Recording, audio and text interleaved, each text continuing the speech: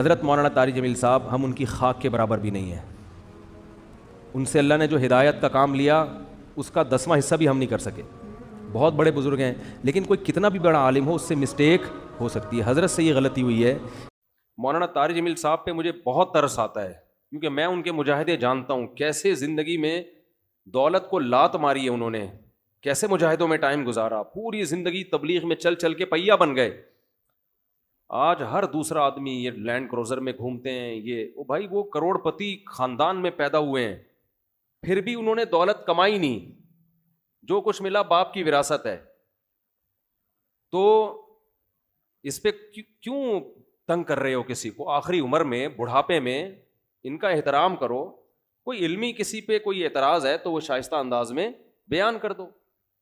کیسی انگلیاں اٹھا رہے ہیں دربار میں جانے والے، کبھی 1 روپے کے لیے کسی سرکاری دربار میں نہیں گئے ہیں، وہ 1 روپے لینے کے لیے بھی نہ کسی سے ملے ہیں.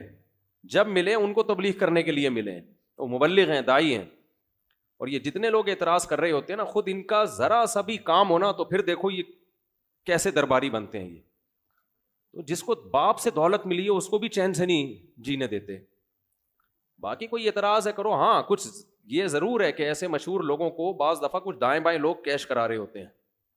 دائیں بائیں کچھ لوگ ایسے ہوتے ہیں جو ان کے نام کو استعمال کر رہے ہوتے ہیں. تو وہ ٹھیک کا مطلب یہ نہیں کہ ان کے دائیں بائیں کوئی بھی ہوگا وہ بھی 100% ٹھیک ہی ہوگا. بہت ہم نے بھی اپنے ساتھ دیکھا ہے. ہم تو اتنے بڑے آدمی ہیں نہیں، لیکن ہمارے نام کے منجن لوگ بیچ رہے ہوتے ہیں. ہمارے نام پہ کیا کیا 2 نمبریاں ہو رہی ہوتی ہیں.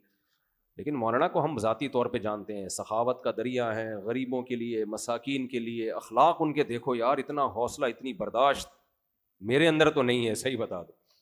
عبادت گزار ہیں، تہجد گزار ہیں. تو لیکن طنز دیکھو، طنز دیکھو. ہر دوسرا آدمی مالداروں سے ملتے ہیں، غریبوں سے نہیں ملتے. تم نے ملتے ہوئے دیکھا ہے ان کو؟ غریبوں سے ملتے ہیں کہ نہیں ملتے؟ ان کی ویڈیوز آ جاتی ہیں جب دولت مندوں سے مل رہے ہوتے ہیں. ٹماٹر والے سے ملتے ہیں تو کوئی ویڈیو نہیں بنا رہا ہوتا، کیونکہ پروگراموں میں ویڈیوز بنتی ہے نا، ہر جگہ تھوڑی ویڈیو بنتی ہے. ہیجڑوں پہ محنت کریں تو یہ ان کا حوصلہ ہے. کہتے ہیں دیکھو ہیجڑوں کے پیچھے پڑے ہوئے ہیں. یار تم جاؤ 2-4 منٹ کسی ہیجڑے کے ساتھ بیٹھ کے تبلیغ کرو، اس کو تمہیں اندازہ ہو جائے گا. تو بس کر دو منفی باتیں پھیلانا، بس کر دو.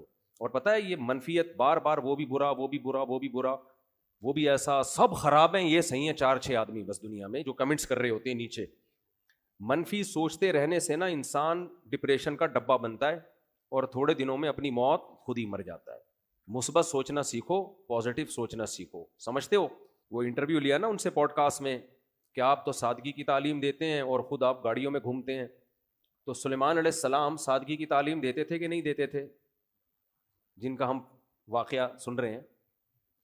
اور ایسا عرش رکھا ہوا تھا، آگے آ رہا ہے، ایسا تخت، لگژری تخت تھا کہ آپ کی سوچ جہاں ختم ہوتی ہے وہاں سے سلیمان علیہ السلام کا تخت شروع ہوتا ہے. تو دولت رکھنا سادگی کے خلاف نہیں ہے. سمجھتے ہو کہ نہیں سمجھتے؟ ایک صاحب کہنے لگے MTJ کی پروڈکٹ کی قیمتیں دیکھو تو ہوش اڑ جاتے ہیں. تو مت خریدو نا، ساتھ والی غریب والی دکان سے خرید لو. بہت زیادہ قیمت پہ بیچ رہے ہیں تو مت خریدو بھائی. اور وہ کون سا دکان پہ بیٹھ کے بیچ رہے ہیں؟ تو نیچے لوگ ان کا بزنس سنبھالا ہوا ہے، نام ان کا استعمال ہو رہا ہے. اور اگر بیچ رہے ہیں ڈبل ٹرپل کر کے بیچ رہے ہیں تو آپ مت خریدو نا. آپ کا دماغ خراب ہے، وہیں سے لوگے آپ.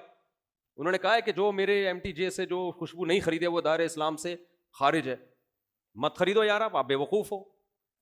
تو پرسنل لائف میں اس طرح سے، جو میں نہیں کہہ رہا وہ فرشتے ہیں ان سے غلطی نہیں ہو سکتی، کوئی علمی لحاظ سے کسی پر کوئی اشکال ہو تو مہذب طریقے سے کیا جا سکتا ہے، وہ ٹھیک ہے. وہ تو اللہ کے پیغمبر کے علاوہ کوئی بھی غلطی سے پاک نہیں ہے. حضرت مولانا طارق جمیل صاحب، ہم ان کی خاک کے برابر بھی نہیں ہیں.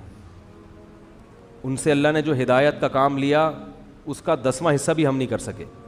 بہت بڑے بزرگ ہیں، لیکن کوئی کتنا بھی بڑا عالم ہو اس سے مسٹیک ہو سکتی ہے. حضرت سے یہ غلطی ہوئی ہے کہ انہوں نے ایک بھری محفل میں یہ بتایا کہ گاؤں میں ایک عورت کے 10 بچے تھے، تو میں نے اس عورت کو مشورہ دیا کہ آپریشن کر لو.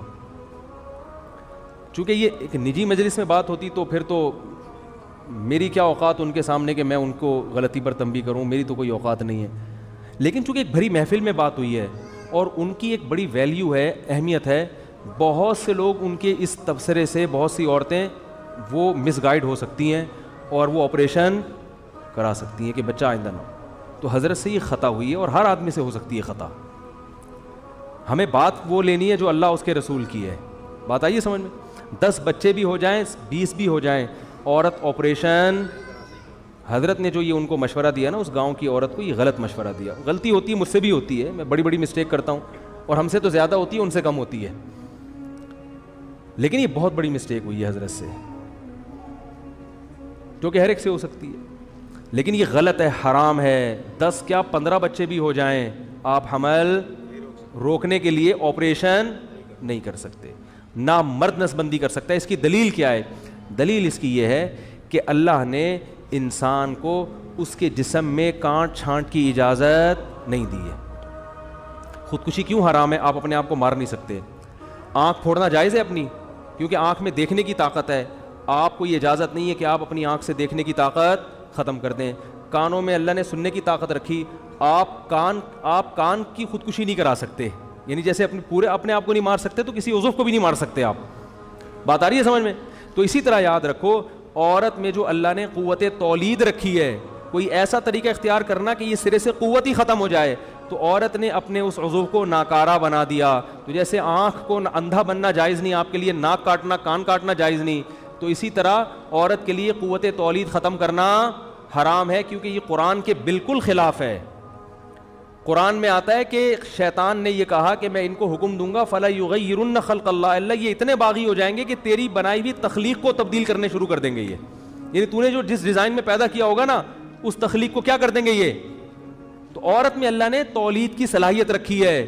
عورت وقتی طور پر حمل روکنے کی تدبیر اختیار کر سکتی ہے کسی ضرورت سے، جیسے صحابہ بھی کرتے تھے، لیکن قوت تولید کو کسی قیمت پہ ختم نہیں کر سکتی. یہ پھر اللہ کی بنائی ہوئی تخلیق کو کیا ہے، اور یہ سب کے نزدیک حرام. دیوبندی بھی علماء بھی حرام کہتے ہیں، بریلوی علماء بھی حرام کہتے ہیں، اہل حدیث بھی اس کو حرام کہتے ہیں، کہیں سے بھی فتویٰ لے لو. عرب علماء بھی حرام کہتے ہیں، عجم بھی حرام کہتے ہیں، جامع ازہر یونیورسٹی والے بھی اس کو حرام کہتے ہیں، جامعۃ الرشید والے بھی حرام کہتے ہیں اس کو.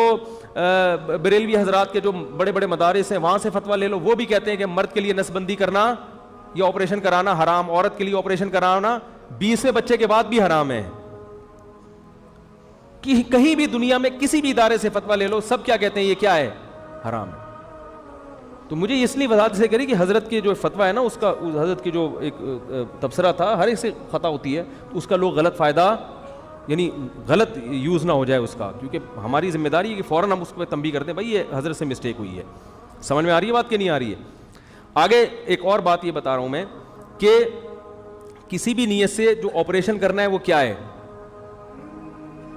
سب کے نزدیک کیا ہے، حرام، کیونکہ یہ اللہ. السلام علیکم جی دوستو، آپ نے دیکھا اور سنا مفتی طارق مسعود صاحب کو کہ مفتی طارق مسعود صاحب کیا بیان فرما رہے تھے.